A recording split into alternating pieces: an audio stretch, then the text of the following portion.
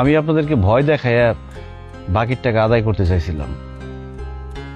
তাছাড়া কি করুম কন, আমার আব্বাই আমারে অল্প একটু জমি দিয়ে গেছিল, সেই জমিটা বেচা আমি বিদেশ যাওয়ার চেষ্টা করছিলাম।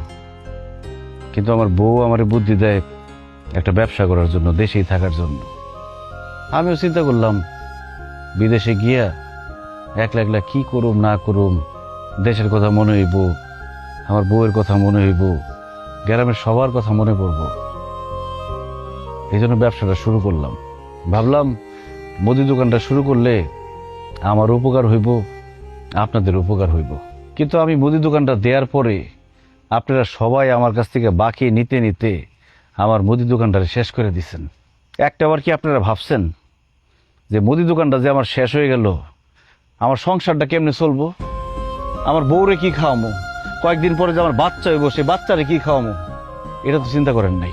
আমার মতো কত যুবক আমাদের দেশে একটা স্বপ্ন নিয়ে ব্যবসা শুরু করে, শুধু আপনাদের মতো মানুষের জন্য তাদের স্বপ্ন ভাঙ্গা যায়।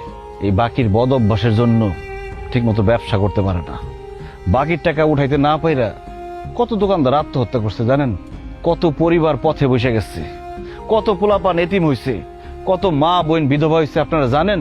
আসলে আমাদের দেশের মানুষরা অভাবে বাকি নেয় না, স্বভাব দোষে বাকি নেয়। এই যে আপনারা যারা আছেন, আপনারা সবাই কিন্তু চাইলে নগদ টাকা দিয়ে আমার দোকান থেকে কিনতে পারতেন, কিন্তু ওই যে বাকির বদ অভ্যাসের জন্য আমার দোকান থেকে বাকি দিচ্ছেন। আর আমিও আপনাদের সবার কাছ থেকে টাকা তোলার জন্য এই ভয়টা দেখাইছি। আসলে ভুল আমারও ছিল, কোনো কিছু না যাই না বুঝা আসলে সেই কাজ করা উচিত না।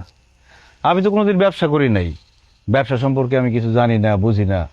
হঠাৎ করে মুদি দোকান দিচ্ছি, এই জন্য বুঝতে পারি নাই কেমনে ব্যবসা করবো। যে যে বুদ্ধি দিছে সেইভাবে চলতে গিয়া, দোকান চালাইতে গিয়া ধরা খেয়েছি। তবে এখন থেকে আমি সিদ্ধান্ত নিচ্ছি আমি আর ব্যবসা করব না। আমি একটা বড় দোকানে চাকরি করুম, সেই দোকানে থাইকা ব্যবসা শিখুম। তারপরে যদি মনে হয় আমি মুদি দোকান চালাইতে পারুম, তারপরে না হয় মুদি দোকান দিমু, তার আগে না। যাই হোক, আমি আমার জামাই আপনাদের সঙ্গে বেয়াদবি করছি, আপনাকে মনে কষ্ট দিছি, এর লেগে আমি ক্ষমা চাইতেছি। আপনারা আমার জামাইয়ের উপরে কোনো রাগ রাখেন না, করে মাফ করে দিয়েন। অনেক রাত হয়েছে, আপনারা যার যার বাড়িতে যান। চলো।